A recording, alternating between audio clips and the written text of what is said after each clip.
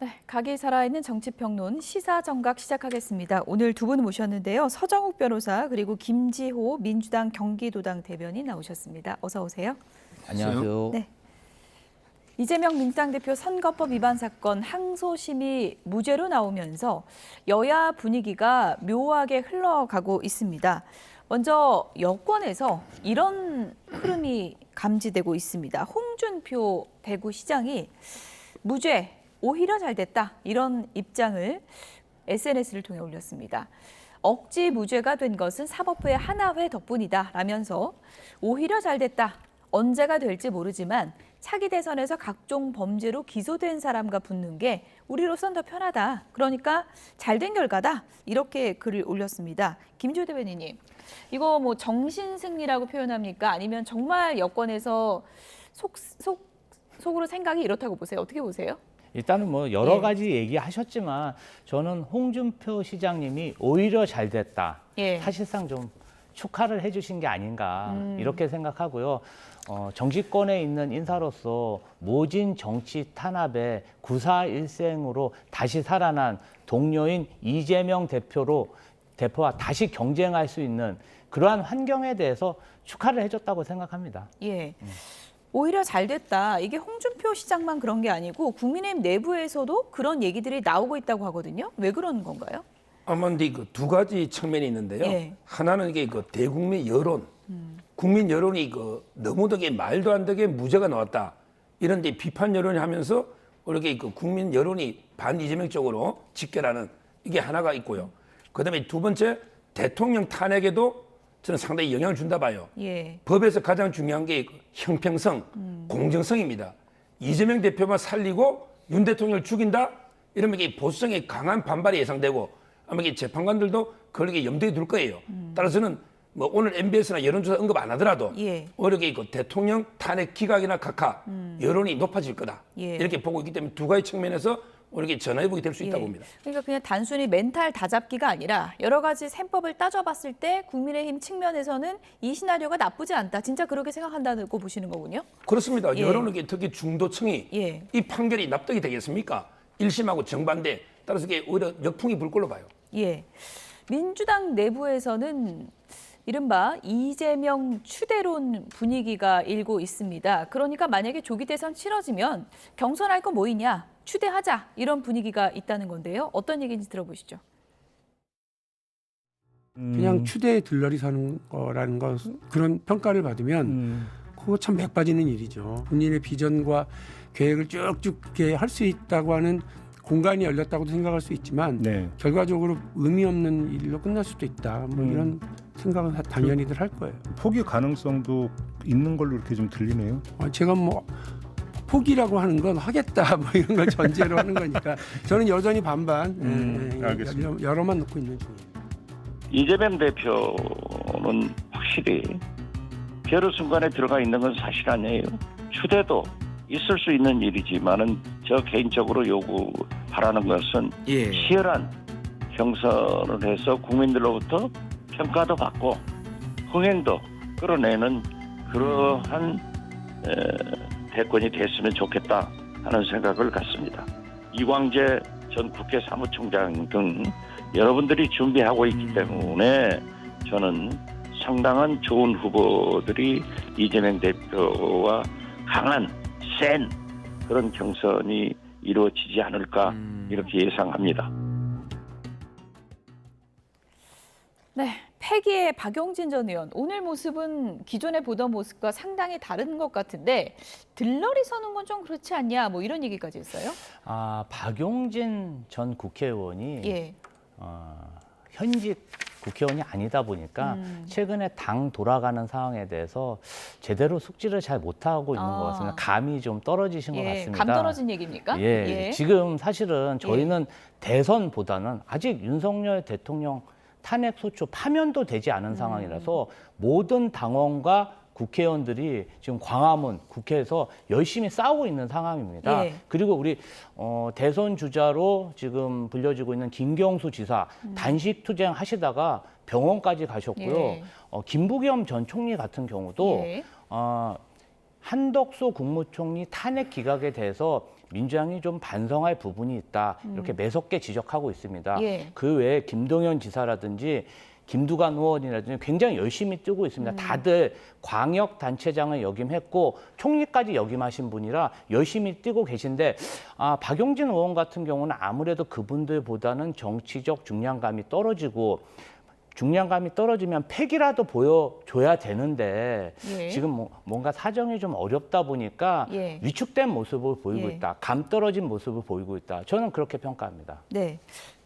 너무 혹평을 하셔서 그래도 박용진 전 의원 하면 또 인지도도 높고 네. 발언의 영향력도 큰 뭐 정치인 중에 한 명이다 뭐 이렇게 또 얘기할 수 있을 것 같은데 네. 지금 어떻습니까? 민주당 내부에서 뭐 만약에 조기 대선 열리면 대적할 만한 사람이 누가 있냐, 이거 추대로 가는 것도 맞지 않냐 이런 얘기가 전혀 없는 거예요. 그러면? 이재명 대표에 대한 예. 지지가 압도적인 것은 사실입니다. 예. 그렇지만 민주당의 DNA 자체가 경쟁하고 토론하고 도전하는 정신인데 예. 지금 뭐 추대라든지 뭐 이런 뭐 벌써 포기란 이런 얘기하는 것 자체가 정말 조기에 대선이 이루어지는 그 자체가 예. 민주당으로서는 거대한 축제인데 어떻게 보면 초를 치는 발언입니다. 초치는 발언이에요. 예, 왜냐하면은 이렇게 정치적으로 꽃길만 걸어온 엘리트 정치인들이 민주당에도 있습니다. 그렇기 때문에 약간 어려움이 있으면 쉽게 포기하고 민주당의 정서는 그런 건 아니라고 생각합니다. 무조건 경선 간다. 그럼요. 만약에 조기 대선이 치러진다면. 아이 그럼요. 예. 지금 막 열심히 뛰고들 예. 계십니다. 예, 그러니까 김지호 대변인의 개인적인 논평으로는 경선 없이 간다. 이건 초치는 발언이고 박지원 의원 얘기가 좀 감이 있는, 정치적 감이 있는 그런 얘기다. 뭐 이렇게 평가할 수 있을 것 같은데 지금 민주당이 경선을 갈 수 있는 구도라고 보십니까? 아마 제가 보기 그 경선을 할 거예요. 예. 근데 그 맥 빠진 맥 빠진. 아무런 이게 감동 없는 경선이고요. 예. 원래 이제 그 경선이라는 거는 상당히 반전에 반전을 거듭하는 각본 없는 드라마. 예. 이래야 이게 그 시너지 효과가 있거든요. 그 점에서 저는 이게 어차피 의대명, 어차피 이게 민주당 경선해봤자 덜덜이 후보들이기 때문에 이재명 대표로 확정이잖아요. 예. 근데 국민의힘은 흥미진진해요. 지금은 이제 고만고만해도 김문수, 오세훈, 홍준표, 한동훈 이게 지금 현재 4강이거든요. 각본 없는 드라마로 이게 반전에 예. 반전을 거듭하면 예. 저는 이게 시너지 효과가 있기 때문에 아마 경선은요 시청률이 국민의힘이 훨씬 높을 겁니다. 시청률에서 비교가 안 될 거다. 그건 어떻게 보세요? 아니 우리 서정욱 변호사님이 탄핵을 전제로 저렇게 말씀하셨는데 우선 이제 탄핵이 되는 건지 안 되는 건지 탄핵에 찬성하시는 건지 그것부터 좀 입장을 밝히시는 게 좋을 것 서정욱 같고요. 변호사 입장은 다 알고 계실 것 같습니다. 그냥 조기 대선이 치러진다면 그 예. 가능성을 놓고 얘기하는 거죠. 예. 저희가 사실은 지난번 대선 때는 당내 경쟁이 너무 치열하다 보니까 오히려 경선 결과에 승복을 못하고 부작용이 더 커서 대선에 패배했다는 그런 평가도 많습니다.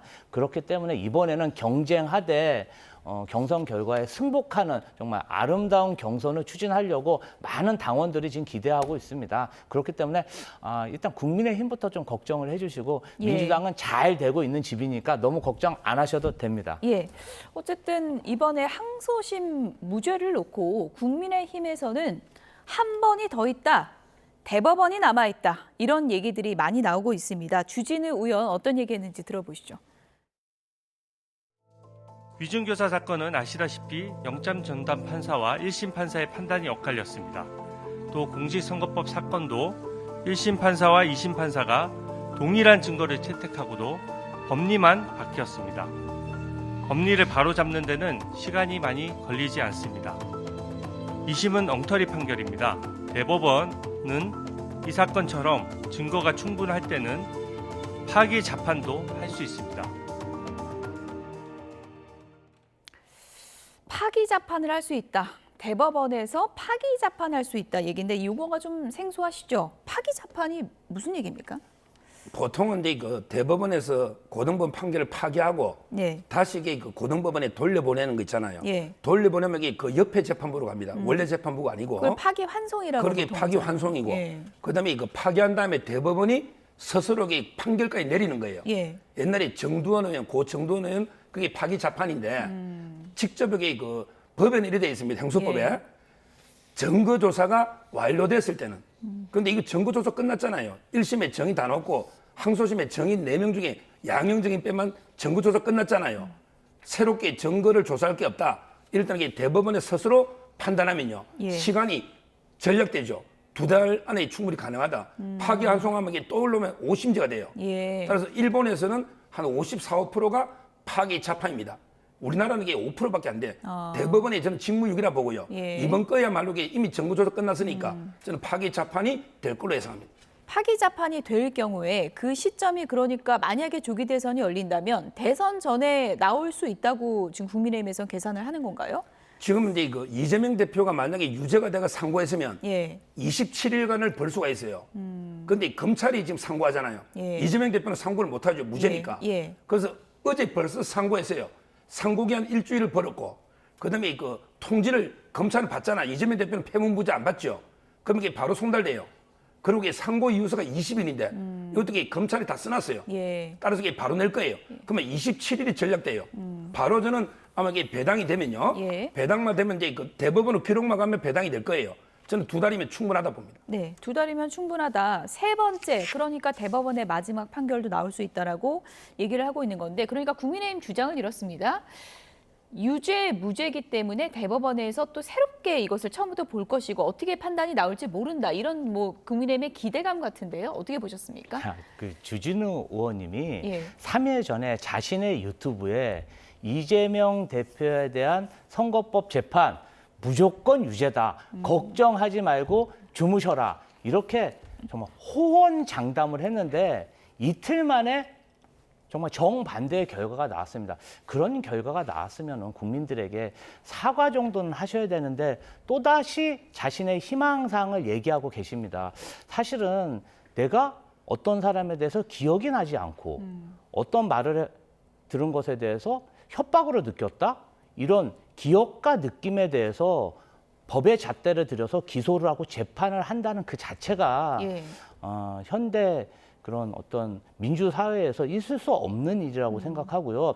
2심에서 재판관이 완벽하게 1시간 반 동안 그것을 정리를 해주셨습니다. 그래서 대법에서도 뒤집어질 가능성이 없는데 저는 좀 아쉬운 게 예. 검찰이 윤석열 대통령에 대한 구속 취소에 대해서는 항고를 포기하고 뭔가 개몽된 모습을 보였는데 왜 이재명 대표에 대해서는 상고를 그냥 번개불처럼 하는지 이재명 대표에도 좀 계엄 검찰의 위용을 보였으면 어땠을까 좀 아쉬운 생각이 듭니다. 어쨌든 이제 검찰이 상고를 했으니까 네. 대법원의 판단은 남아 있는 거고요. 그 판단이 어떻게 나올지는 좀 지켜봐야 될 것 같은데 이번 재판 말고도 이재명 대표 관련해서는 여러 가지 재판이 이제 동시에 이제 진행되고 있는 그런 상황인데 대장동 재판 증인 출석을 이재명 대표가 하지 않으면서 오늘 얘기 보니까 과태료 500만 원이 추가로 나왔더라고요.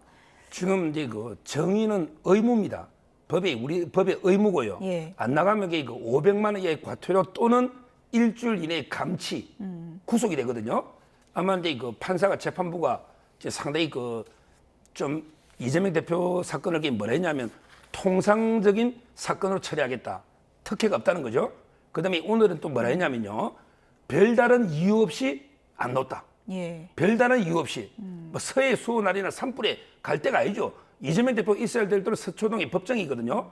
그래서 이제 저번에 두 번째 안 넣었을 때 300, 오늘은 500. 아마 유동규 본부장의 예측은 월요일 날 또 안 나가면 아마 이게 감치까지 떠줄 수 있다. 아마 월요일 날은 이재명 대표 나가지 않을까. 예. 그러면 이게 나가면요. 아침부터 저녁까지 최하 지금 6번이 잡혀 있어요. 6일 동안 이게 월금 3주 동안 법정에 있어야 되니까 아마 이재명 대표도 난감하고 감치 결정이 되면 어떤 조치가 이루어지는 구속이죠. 거예요? 구속. 유치장이 예. 구속하는 거예요. 7일 이내. 야당 대표에게 그런 조치까지 가능할 판사가 것입니까? 예. 언급했습니다. 원칙대로 일반인하고 똑같이 하겠다. 예. 야당 대표는 뭐 법 앞에서 법 위에 있습니까? 예. 일반인 안 가면 감치거든요. 예. 아마 그래서는 이재명 대표가 월요일 가지 않을까. 안 가면 어떤 결정을 좀 지켜보십시오. 예, 어쨌든 지금 뭐 과태료가 계속 나오고 있는 그런 상황이고 물론 산불 현장을 지키는 것도 상당히 좀 중요한 일이고 재판에 나가는 것도 또 중요한 일이기 때문에 이재명 대표도 좀 고심이 있을 것 같은데 어떻게 보세요? 월요일에 갈 거라고 보십니까? 사법부의 어떤 명령이나 결정도 저희는 존중해야 된다고 생각합니다.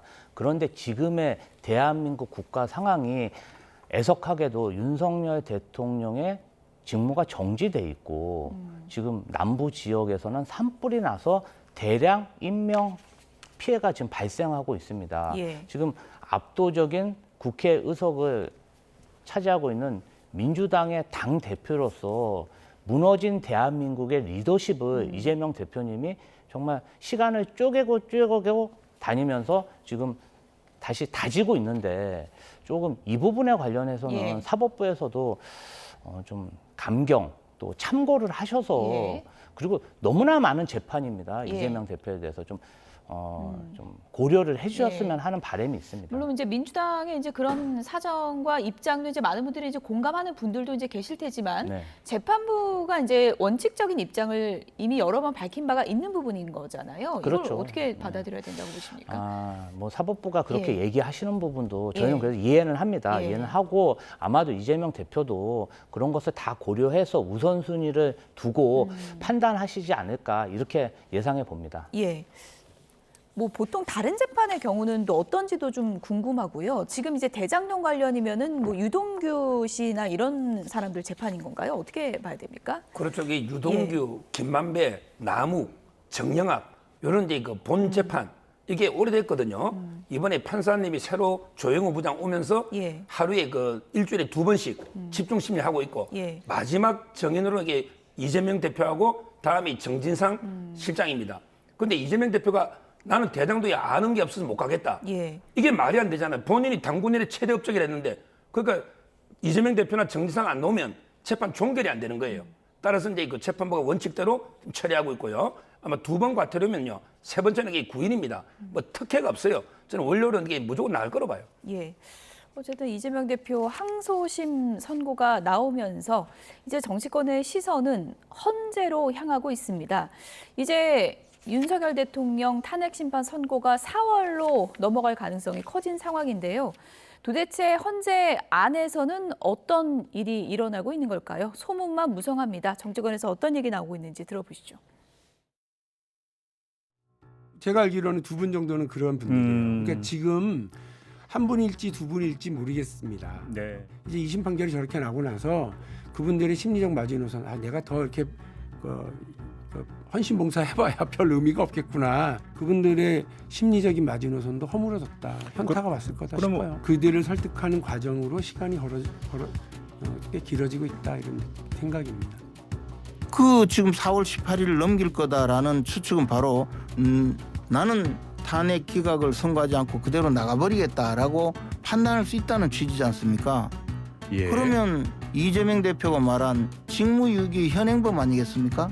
그러면 문영배, 이미선 두 사람들이 이 탄핵 심판을 윤석열 대통령을 탄핵 심판에서 기각 판결을 하기 싫어서 그대로 두고 나간다면 6명밖에 남지 않아요. 예. 그럼 헌법재판소 그 법에 의해서 6명으로서는 아무것도 할 수 없습니다. 네.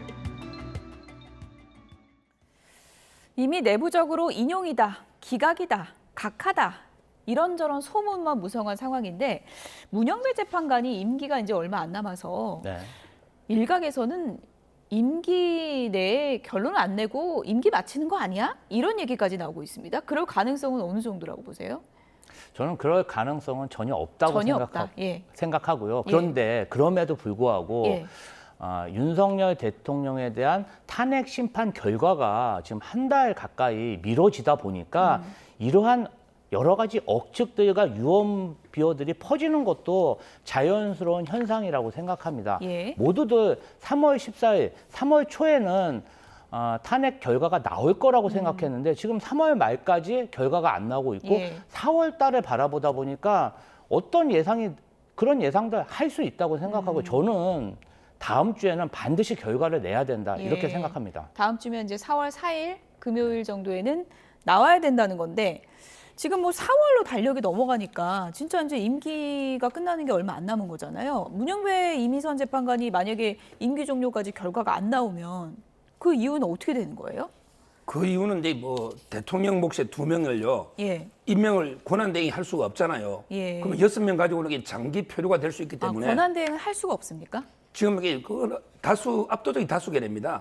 국회가 추천하거나 대법원장이 추천한 거는 임명할 수 있지만 실질적으로 대통령 몫 세 명은 권한대행 하기는 이게 좀 부담스럽죠. 그렇군요. 따라서 이제 저는 그러다면 6인 체제로 가면 만장일치가 돼야 되잖아요. 예. 상당히 어렵고요. 예. 지금이라도 지금 가장 저는 가짜뉴스가 인용 정족수는 6명이 넘는데 예. 만장일치 때문에 예. 이렇게 끌고 이게 가짜뉴스예요. 만장일치가 된다 해서 이게 뭐 국론이 통일됩니까?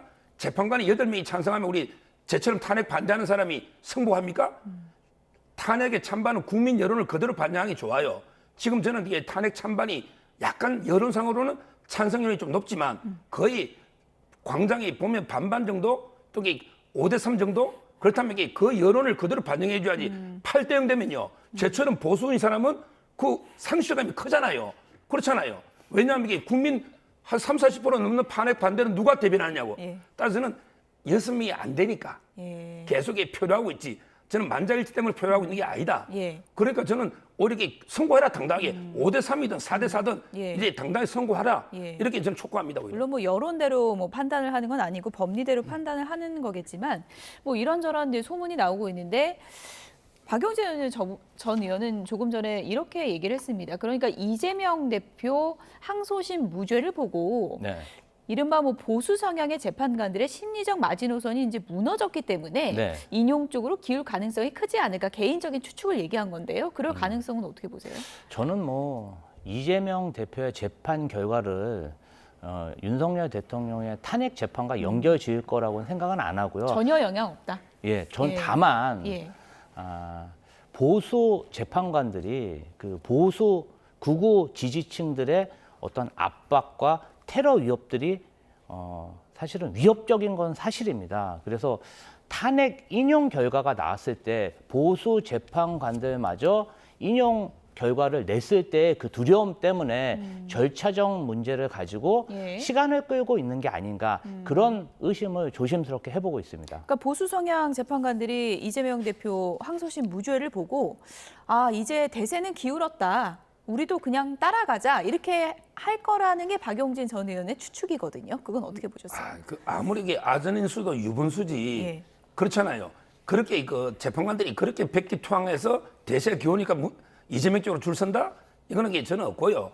오히려 우리 이재명 대표가 말도 안 되게 무죄가 나옴으로써 오히려 이제 그 형평성이나 균형, 공정 이런 걸 본다면요. 오히려 이렇게 자유파가 추천한 세 분 또는 이렇게 김명수 추천한 게 김명두까지 저는 이분들에게 더 형평을 위해서 끝까지 버텨서 예. 기각 의견을 이렇게 기각 또는 각하 의견을 견제할 걸로 보고 저 5대3이면 기각하면 되잖아요. 이걸 왜 끕니까? 뭐 만약 임명될 때까지 계속 끌 겁니까? 두 분이 나가면 안 되잖아요. 5대3이면 5대3이에요. 이게 가장 저는 맞다 봐요. 국민 여론이나 모든 걸 감안할 때. 일각의 언론에서는 5대3이기 때문에 발표 못하는 거 아니냐 이런 뭐 분석도 있더라고요. 그러니까 5대3이면 기각하면 되지. 예. 왜 발표를 안 하느냐 말이죠.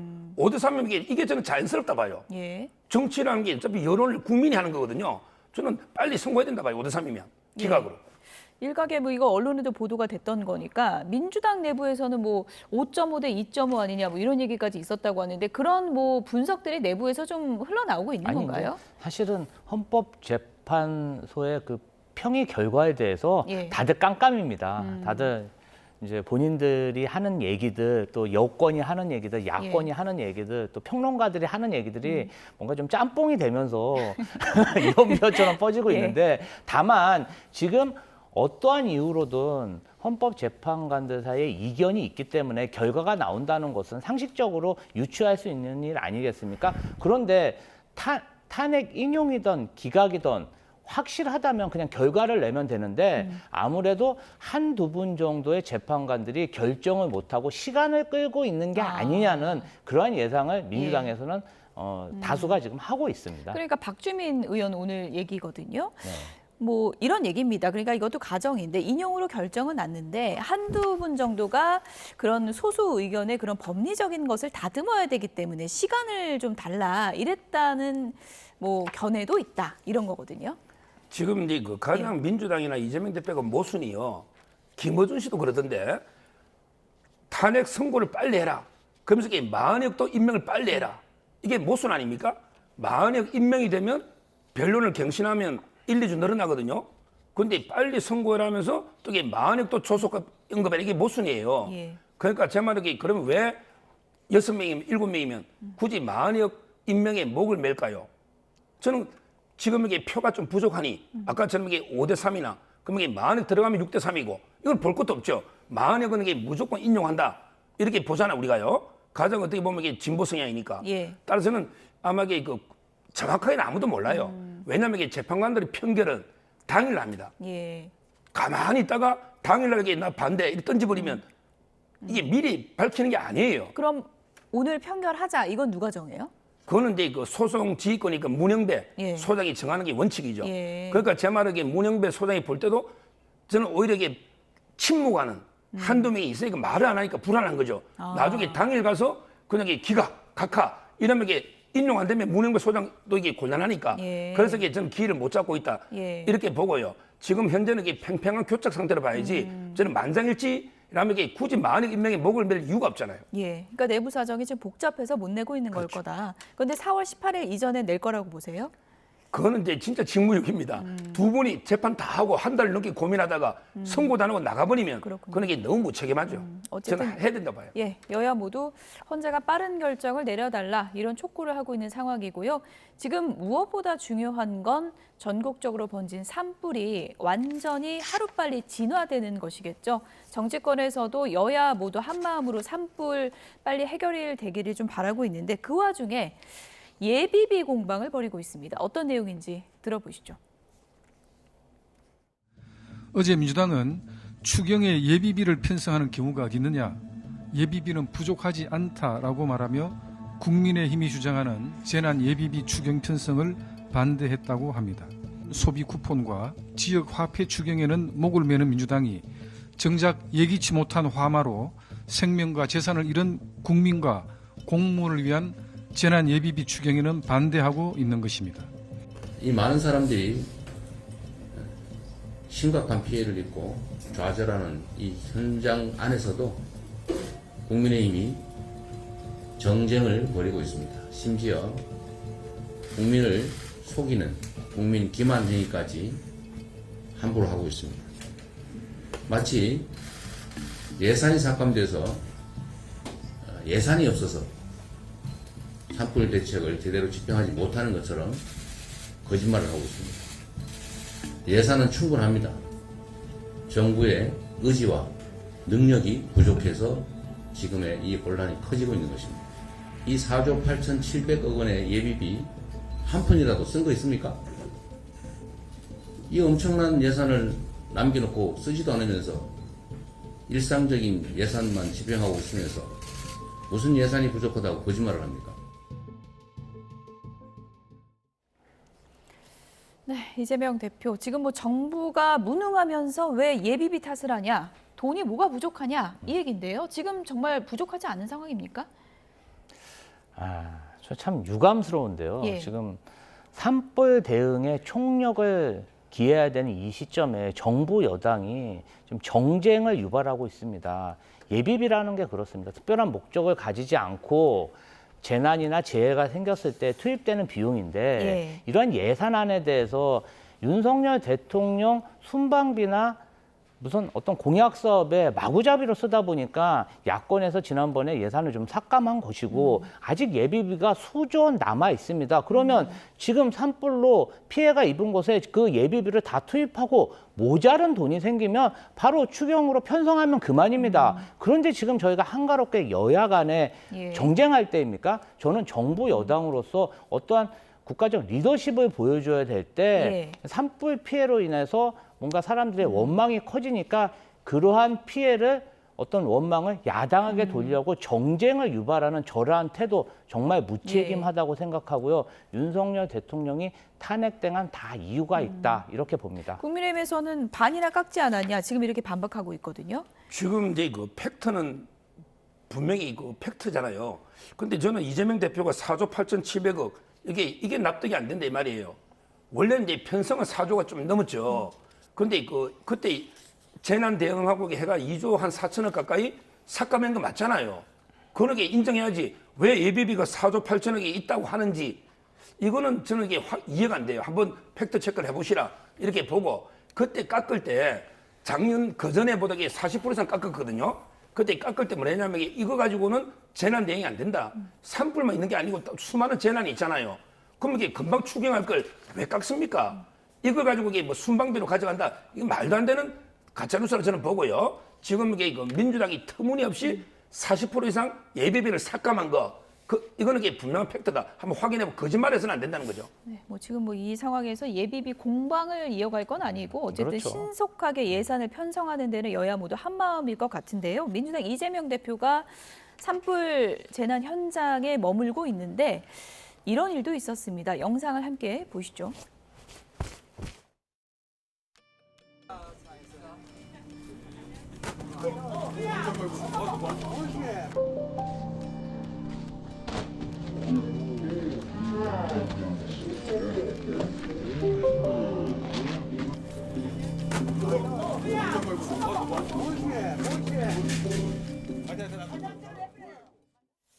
네, 보신 것처럼 지나가던 시민이 옷을 이렇게 휘두르면서 좀 위협을 가하는 상황이었는데 네. 이재명 대표가 얼마 전에 뭐 테러 당한 일도 있었고 해서 많이 좀 놀랐을 것 같은데 저 상황은 지금 어떻게 이해를 해야 되는 건가요? 일단은 예. 지역에 계신 예. 뭔가 좀 극우 지지를 하시는 분들이 이재명 대표에 대해서 조금 감정이 좋지 않아서 어떤 저런 행동을 보인 걸로 보이고요. 사실 어떤 말로 한다든지 뒤에서 소리는 칠 수 있지만 저렇게 가까이 가서 옷을 휘두르는 저러한 행동은 상당히 계획적으로 저렇게 하신 것 같습니다. 저는 아주 유감스럽고요. 따지고 보면은 윤석열 대통령에 대한 그 체포영장이 진행될 때 예. 경호처에서 물리적으로 어떤 막는 모습을 보여주면서 극우 지지층이 결집하면서 저런 폭력적인 모습이 지금도 계속되고 있습니다. 처음 집회 때는 저런 모습까지는 아니었어요. 최근에 집회하는 모습을 보면요. 괴성을 지른다든지 욕설을 한다든지 굉장히 예. 폭력을 구사하는 위협을 하는데요. 예. 저런 모습은 정말 자제돼야 되고 예. 엄단해야 될 그러한 행위라고 생각합니다. 네. 저게 음란한 행위입니까? 본인이 집이 불타고 하니까 얼마나 분노했으면 옷 가지고 서친 건데 이걸 음란해야 저는 일인가 생각이 들고요. 옛날에 원희룡 지사는요. 계란 하나 맞고 뺨까지 맞은데 고소 안 했습니다. 윤석열 대통령이 집에 김상진 그 계란 가지고 시행 거 처벌 원하지 않았습니다.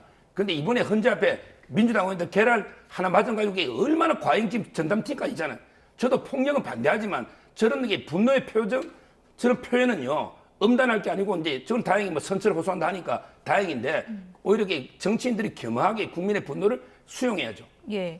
어쨌든 뭐 지금 민주당에서 뭐 백혜련 의원이 이제 계란 만든 일도 있고 하다 보니까 국회의원 상대로 하는 폭력 행위는 처벌 강화하는 법안 이거 추진한다고 얘기가 있었는데 좀 국회의원들이 좀 힘이 모이는 분위기입니까? 이거 어떻게 될까요? 이것은 그냥 장경태 의원이 개인 발의한 걸로 알고 있고요. 예. 정치 테러 행위에 대해서는 이 사항에 대해서 일반인이든 국회의원이든 엄격히 제재하고 처벌해야 되는 게 맞지만 국회의원만 그렇게 처벌하는 것은 저는 좀 형평성에 맞지 않다고 생각합니다. 다만 서정욱 변호사님 말씀처럼 이를 방치하면 폭력이 전염되고 강화되는 그런 진화할 수 있습니다. 그렇기 때문에 이러한 정치 테러 행위에 대해서는 엄단하는 게 맞습니다. 예.